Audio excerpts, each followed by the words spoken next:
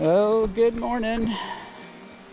I'm out in near Steenhatchee at the river crossing for Kings Road. It's really cool old train trestle where we go across. So I'm just out here checking things out. I'm on the very north side of this part of the trail, the Nature Coast Trail. This is the wild part of the Nature Coast Trail that has not been paved or developed. It's just dirt. And this is the old train trestle here. Now I'm coming down by the river to check out the water flow. And here's the bridge.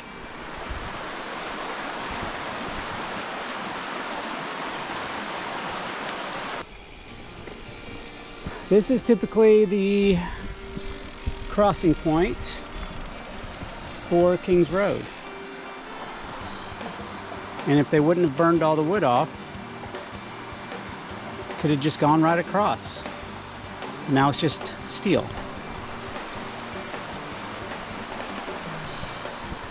It's too bad. That would have been a nice crossing point. Maybe one day they'll refurbish, replace, fix it so you can get across and connect it all. That would be amazing. So I'm gonna go down to the water here, see what's what, see how deep that is. The water seems to be moving pretty quickly. Pretty shallow. Just have to be really careful of the rocks. You just have to really watch your footing here. But it should be really shallow right here. The water is really moving. Oh, okay, knee deep.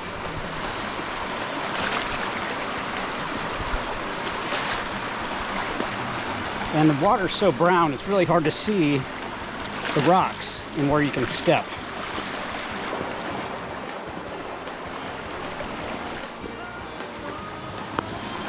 All right, so this is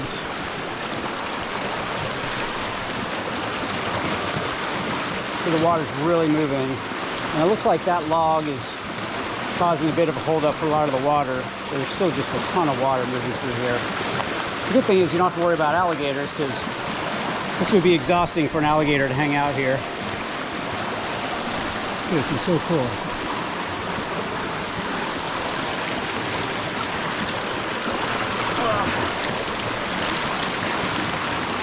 Yeah, that's deep. Like, I can't reach the bottom there at all. Oh, there's some footing, but it's... yeah. So knee deep here.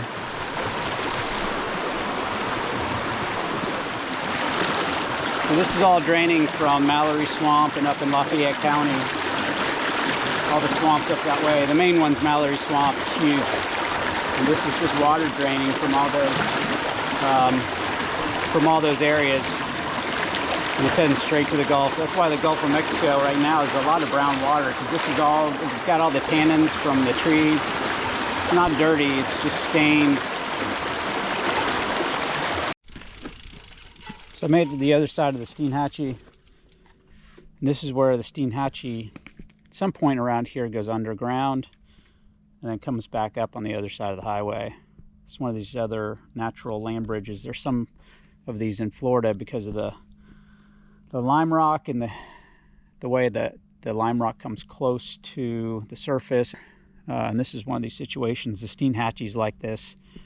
Also, the Santa Fe River has a natural bridge. And that's what a lot of the indigenous people used as crossings. Most of the major roads or paths used these land bridges to cross through Florida. Coming down the north end of the Nature Coast Trail. This end's always been the bumpiest. There's a little more rock left from when the railroad was here. So you get these little patches of rocks. I'm going over one of these old train trestles here now too. So all the infrastructure is still here. A little bit of rock. A little bit overgrown grass right now. As the locals prepare for hunting season, they use this trail to get between hunting leases. They'll drive through enough to get rid of a lot of this growth in the middle. They'll look a lot different by the time we hit late October, so we'll be getting so much activity. And then once deer season hits in November, you don't want to be out here, because they're out here running around looking for deer, going between their leases. I just don't want to get in their way. So this is the really nice part of the trail. It's really pretty smooth. The grass isn't very high. You can roll pretty good through here. And this continues on all the way to Cross City. Some of it's now rail trail. It's now part of the Nature Coast Trail. This section has not been paved, but as soon as you get to Cross City, there's a nice wide smooth paved trail that goes all the way to Trenton and also branches off to Chiefland. It's amazing. I mean, I can't believe they built it out here. And it's a great way to get east and west from Gainesville to the coast on bike. I use it all the time. So this section is really special because it's not paved yet. It's still pretty wild.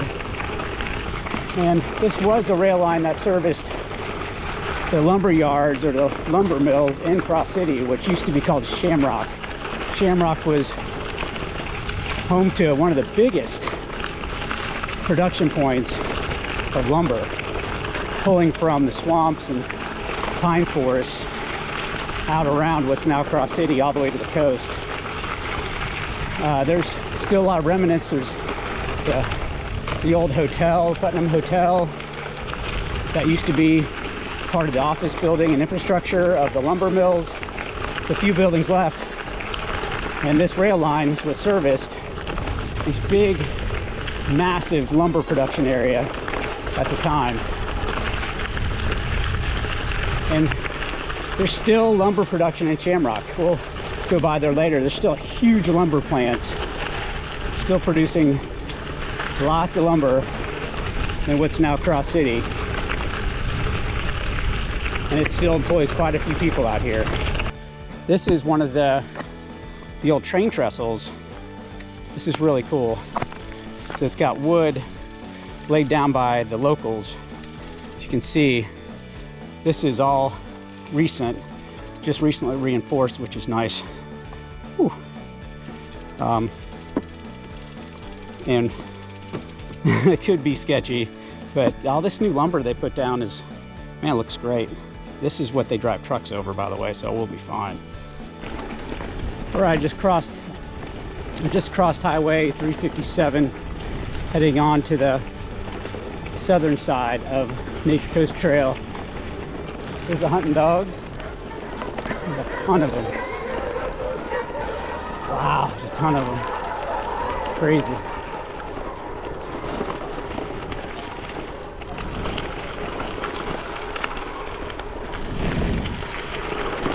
This part's really nice. This gets driven on a lot more, so there's really not much grass. It's a lot smoother.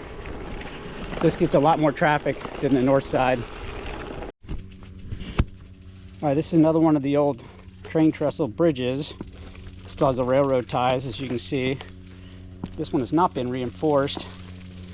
Looks solid. It's just one of those places where you want to be careful. This one looks like it's in good shape. Like I said, they're driving trucks over these things, so it's totally fine. So I turn my podcast off during this part of the ride just to hear the animals.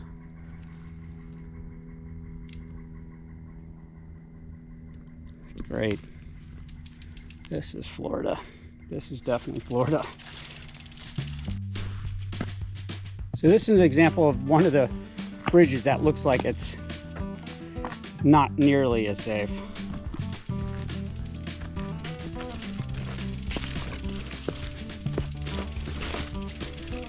Definitely recommend walking these. Looks like they're still riding over them. The foundation looks like it's still intact, just the train ties are starting to fall away. I would definitely be careful on that one. There's a couple more.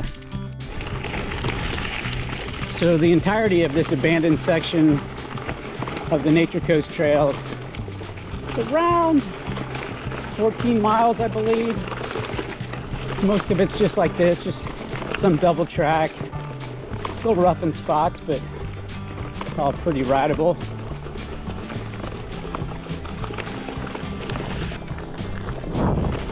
We're getting close to the south end, and it's just really shady, which is nice.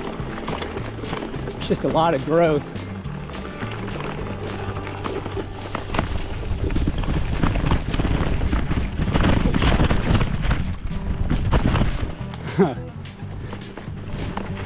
That was unexpected. Sometimes it's hard to see the bridges. That one's a little bumpy. Here's evidence of some clearing recently.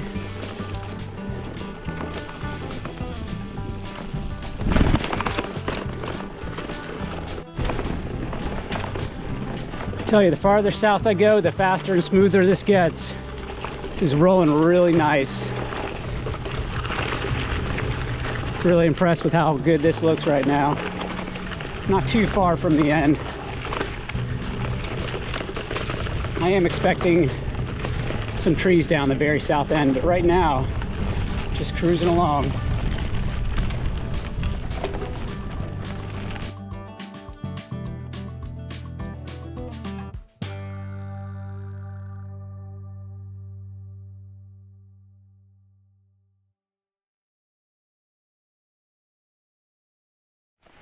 This is the section that gets a little rougher.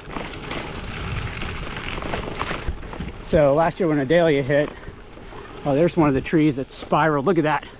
That's from Adalia from last year. You see these trees that are bent over and twisted, like twisted a whole tree. And that's from last year's hurricane. It was like a Cat 4, almost Cat 5 hurricane hit here a year ago. And it dropped a lot of trees in this trail, and we had to divert around it because it just wasn't passable.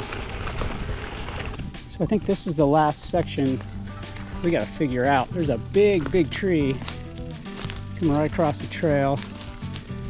Just got to figure out a way around it.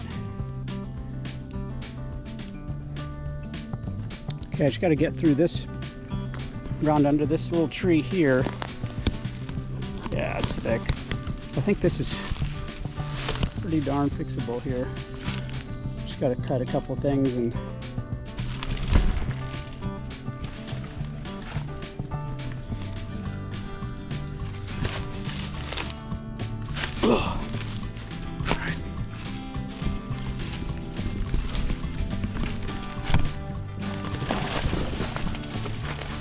all right, hopefully that's the worst of it.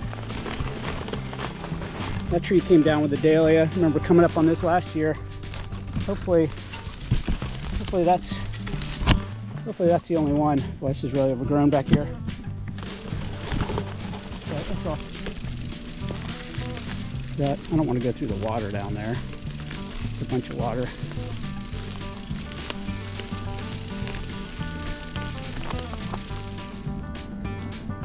This may be the best way through on this side. This is usually pretty dry, but again, water levels are high, so let's see what. Wow, major pileup of water here and debris. It's like a dam from all the debris coming downstream with this running fast. So, yes, time for wet shoes.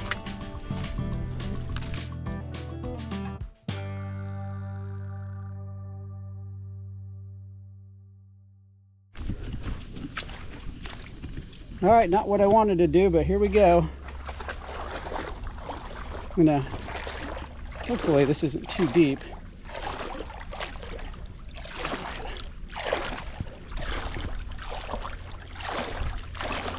Seen me in this position too many times. But yeah, that's not too bad. I think this is the, believe it or not, the path of least resistance is going through that. It's been higher recently. Hopefully we don't get too much rain and this thing doesn't flood again. All right, we're heading out. We made it. All right, we escaped the Nature Coast Nature Coast Trail. Wasn't too bad. So it ends here on this Lime Rock Road. Oh man, look at that. I got a bunch of hitchhikers. Not surprised. I think I picked those up in that last little bit. To pick those off. It's the worst. Got a couple mosquito bites. No yellow flies, thankfully. I made it. It's a little terrifying sometimes not knowing what is on the other side.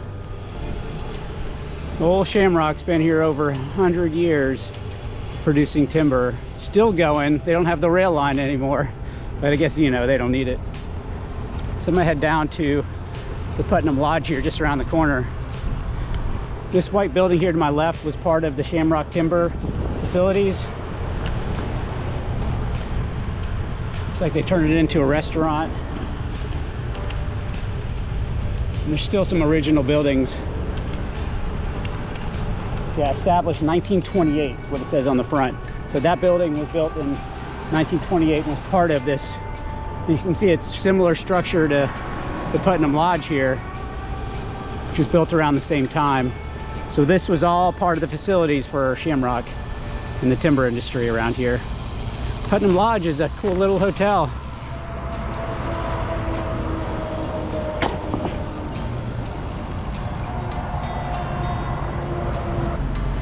Be cool to come stay here sometime. I bet it's haunted. It's gotta be haunted. And there's a little moniker here with the, it says established 1927. So about the same time as that building across the street. So it's almost 100 years old. Yeah, it was built between 1927 and 28. Part of the bygone era.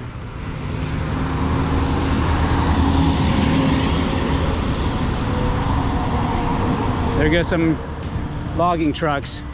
Part of the bygone era in Florida's forestry history.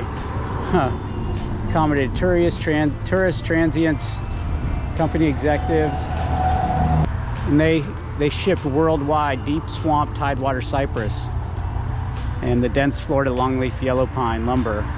Products that are rare because the old growth trees are gone. So these are trees that were, you know, had been growing for hundreds of years and they've been wiped out by that, the industry, and they were logged and are, you know, for them to grow back, it takes, again, you know, a few hundred more years.